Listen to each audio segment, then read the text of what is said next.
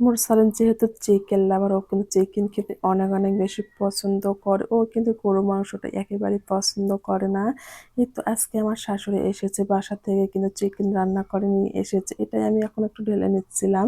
যেহেতু অনেকটা পর জার্নি করে এসেছে, ভাবছি একটু পরে আমরা সবাই একসঙ্গে খাওয়া দাওয়া করব। হ্যালো ভিউয়ার্স, আসসালামু আলাইকুম। আপনারা তো সবাই জানেন যে আমাদের গ্রামের বাসায় গাভী আছে, সেখান থেকে কিন্তু আমরা দুধ নিয়ে আসি। এখানে কিন্তু আমরা কোনোভাবে দুধ কিনে খাই না। আমরা যখন আসি তখন নিয়ে আসি। এরপর আমার শ্বশুর কিংবা শাশুড়ি, ওরা যেই আসুক না কেন ওরা কিন্তু নিয়ে আসে। শুধু তাই না, এখান থেকে কিন্তু অনেক কিছুই আছে। গাছের টাটকা টাটকা শাক আছে, কলা আছে, অনেক কিছুই আছে। আমার মা কিন্তু শাক এবং কাঁচা কলা দিয়ে পাঠিয়েছে আমার শাশুড়ির হাতে। ওর সবকিছু মিলিয়ে না অনেক কিছুই কিন্তু নিয়ে আসা হয়েছে। এই তো তরকারি নিয়ে এসেছে। তরকারি বলতে আমার ছেলে যেহেতু চিকেন লাভার, ও চিকেন খেতে অনেক বেশি পছন্দ করে। সেজন্য কিন্তু আমার শাশুড়ি বাসা থেকে রান্না করে নিয়ে এসেছে। সেগুলো আমি এখন একটু ঢেলে নিচ্ছিলাম, ভাবছি একটু গরম করে নেব।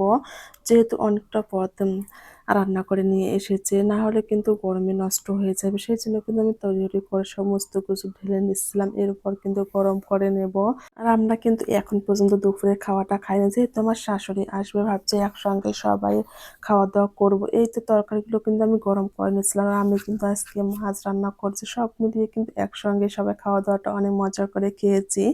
এরপর কিন্তু সকালবেলা আমি একটু সবজি রান্না করেছিলাম। রাতের বেলা কিন্তু সেভাবে কিছু রান্না করা হয়নি। কালকে যেহেতু আমি মাছ রান্না করেছিলাম এবং আমার শাশুড়ি চিকেন নিয়ে এসেছে, সেগুলো কিন্তু এখন পর্যন্ত কিছু কিছু করে রয়ে গিয়েছে। ভাবছি একটু সবজি রান্না করি। এখানে বটবটি এবং আলু ভাজি করেছিলাম।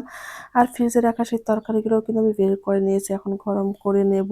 জীবনে এমন কিছু কিছু সম্পর্ক আছে যেটা চাইলেও কিন্তু কখনোই ছিন্ন করা যায় না। তাছাড়া রক্তের সম্পর্ক বড়ই অদ্ভুত, তাই না? যেটা কখনোই কিন্তু মুছে ফেলা যায় না। আমার ছেলে কিন্তু ওর দাদা দাদিকে প্রচন্ড প্রচন্ড ভালোবাসে, যেটা আর কাউকে ভালোবাসতেই পারবে না। আমার মনে হয় ও কিন্তু সবার চেয়ে ওদেরকে বেশি ভালোবাসে। এটাই হচ্ছে ভালোবাসার টান, রক্তের টান, তাই না?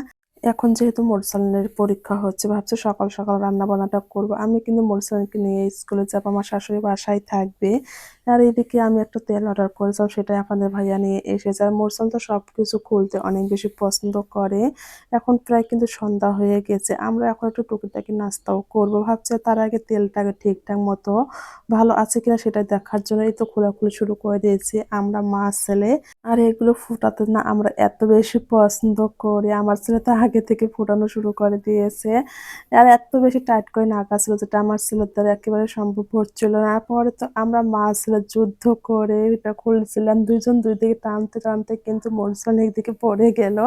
আমরা না বাসায় থাকলে মা ছেলে অনেক অনেক বেশি আনন্দ পেয়ে। সবাই ভালো থাকবেন। আল্লাহ হাফেজ।